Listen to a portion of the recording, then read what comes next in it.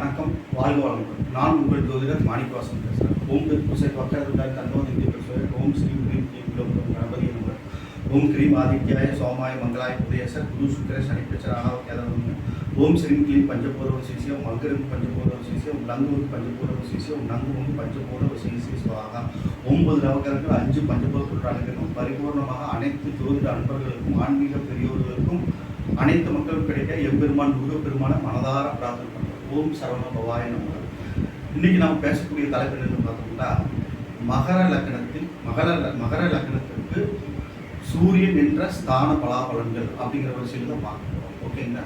மகர லக்னத்துக்கு சூரியன், ஒளி பொருந்திய சூரியன், மகர லக்னத்தில் உத்திராட நட்சத்திரம், சூரியன் நட்சத்திரம் இருக்குது. ஓகேங்களா? அவர் பார்த்தோம்னா 8 குடைவராக வர்றாரு. சிம்மம் சூரியன் அஷ்டமாதிபதியாக மகர லக்னத்தில் அமரும்போது பலன்கள் அந்த அளவுக்கு நற்பலன்கள் நடக்கிறதுக்கு வாய்ப்பு இல்லை. ஓகேங்களா?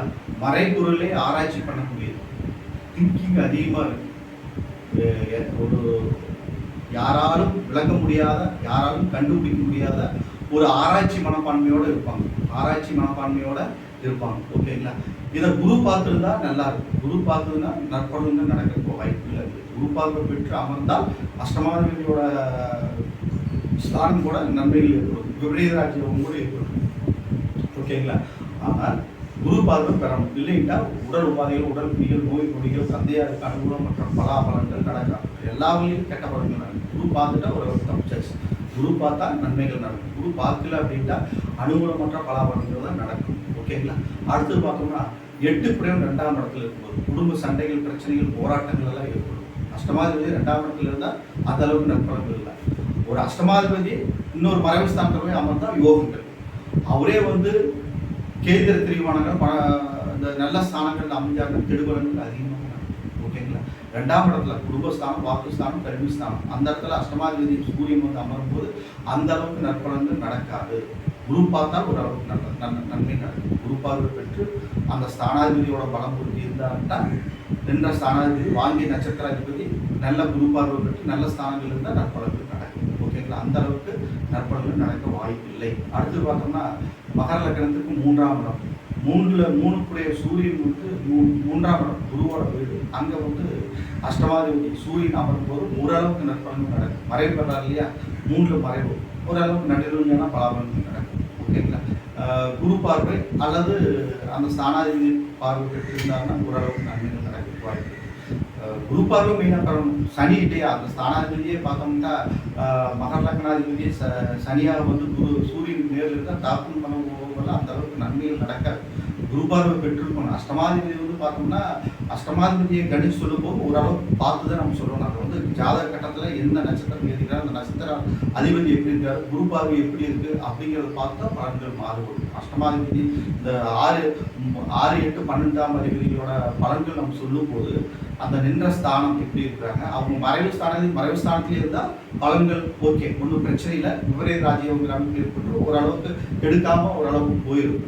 கெட்டவன் கெட்ட ஸ்தானம் நின்றால் கிட்டிடும் ராஜ்யம் அமைப்பில் போயிடும். ஆனால் கெட்டவன் கேந்திர திரிகோணத்தில் இருக்கும்போது இந்த மகர லக்னத்துக்கு கெட்டவன் சூரியன். ஓகேங்களா? அஷ்டமாதிபதி அவர் கேந்திர திரிகோணங்கள் அமர்ந்தாருன்னா கஷ்டங்கள் அதிகமாகும். அந்த ஸ்தானாதிபதி பலம் புரிஞ்சு இருக்கணும். அந்த ஸ்தானாதிபதி நின்ற ஸ்தானாதிபதி பலம் குரு பார்வைக்கு உட்பட்டோ இவரோ அல்லது அந்த ஸ்தானாதிபதியோ குரு பார்வைக்கு உட்பட்டு தான் நற்பலன்கள்.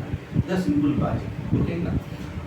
அடுத்தது 4ஆம் இடத்துல அஷ்டமாதிபதி 4ஆம் இடத்துல உச்சமாகிறார். ஆயுள் பலம் நல்லா இருக்கும். அஷ்டமாதிபதி அஷ்டமஸ்தானம் ஆயுள் ஸ்தானம் இல்லையா? அவர் உச்சமாகும் போது ஆயுள் நல்லா இருக்கும். கேந்திர திரிகோணமாக இருந்தாலும் கூட, கேந்திராதிபதியாக கேந்திர ஸ்தானமாக இருந்தாலும் கூட, மேசத்துக்கு பகை வீடாக இருந்தாலும், மேசத்தில் இருக்கக்கூடிய செவ்வாய் அங்கே உச்சமாகிறார் மகரத்தில்.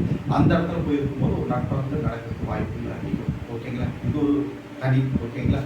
திடீர் அதிர்ஷ்டம் ஏற்படுவது, நன்மைகள் அதிகமாக நடக்கிறது, உச்சமாகிறது, ஆயுள் விருத்தி அடைகிறது, நற்பலன்கள் மிகுதியாக நடக்கும். இது ஒரு விதிவிலக்கு. சூரியனுக்கு அந்த இடத்துல 4 குடைவனாக உச்சமாகிறதுனால அவர் அந்த இடத்துல செவ்வாய் மகரத்தில் உச்சமாகிறதுனால அந்த பலன்கள் ஓரளவுக்கு நன்மைகள் நடக்கும். 100% நடக்கும். இன்னும் பலன் தேவை. ஓகேங்களா? அடுத்தது பார்த்தோம்னா 4 மகர லக்னத்துக்கு 5ஆம் இடம். மகர லக்னத்துக்கு 5ஆம் இடம் ரிஷபம். இங்கே வந்து அஷ்டமாதிபதி உட்காரும்போது புத்திரன் வழியில் பிரச்சனைகள் ஏற்படும், புத்திர வழியில் பிரச்சனை ஏற்படும், புத்திரஸ்தானம் பாடுபடும், புத்திர தோஷம் ஏற்படும், கருச்சினைகள் நடக்கும், கொஞ்சம் பிரச்சனைகள் அதிகமாகும். ஓகேங்களா, பிரச்சனைகள் அதிகமாகும். குலதெய்வ வழிபாட்டை வச்சுக்கணும், குலதெய்வ வழிபாட்டை வச்சுக்கணும். ஓகேங்களா, முன்னோர்கள் வழிபாட்டையும் சேர்த்து வச்சுக்கணும். பிதிர் தோஷம் ஏதாவது இருந்தாலும் கூட அதுக்கெல்லாம் நிவர்த்தி பண்ணாதான் புத்திரஸ்தானம் ஏற்படும். ஓகேங்களா. அடுத்தது பார்த்தீங்கன்னா 6ஆம் இடம். அஷ்டமாதிபதி 6ஆம் இடத்துல இருக்குது. மகர லக்னத்துக்கு 6வது இடம் புதனோட வீடு.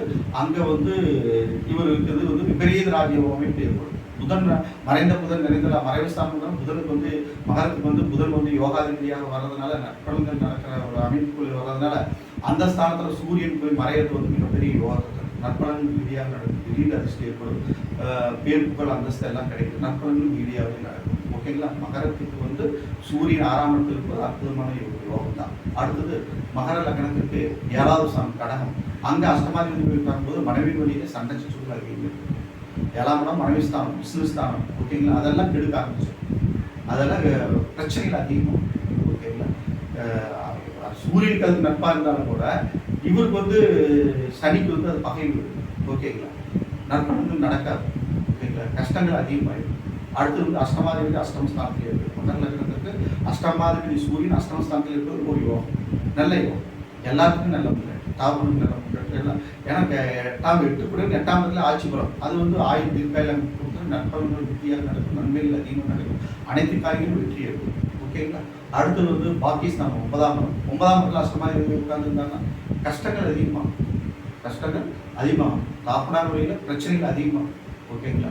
தாப்பனாருக்கு மகனுக்கு உறவு கெடுக்க ஆரம்பிச்சிடும். ஓகேங்களா. பிரச்சனைகள் அதிகமாகும். அடுத்தது வந்து பார்த்தோம்னா 10ஆம் இடம் துலாம்.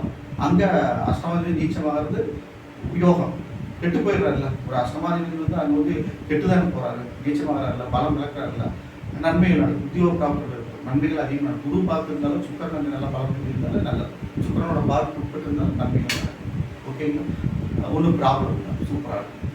அடுத்தது பார்த்தோம்னா மகர லக்னத்துக்கு 11ஆம் இடம் ஸ்தான பலம் பெறாது. எந்த கிரகமாக இருந்தாலும் சரி அந்த இடத்துல வந்து ஒரு ஸ்தான பலம் பெற்ற 11 வந்து எந்த கிரகம் இருந்தாலும் நன்மைங்கிற மாதிரி தான் ஜோதிட கூற்று. ஆனால் இவர் அங்கே இருக்கும்போது நற்பலன்கள் நடக்கிறதுக்கு வாய்ப்புகள் அதிகம்.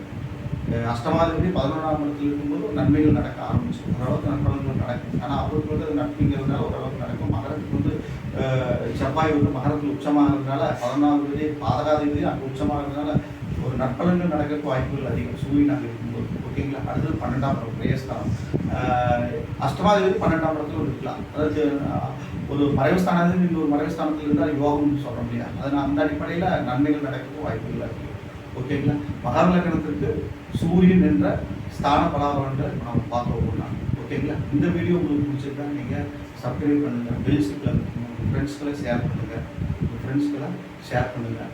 ஜோதிடம் பார்க்கணும், பிரச்சனை பார்க்கணும், திருமண பொருத்தம் பார்க்கணும் அப்படின்னு நினச்சிங்கன்னா என் நம்பருக்கு நீங்கள் காண்பிக்கலாம். வணக்கம், வாழ்க வளமுடன்.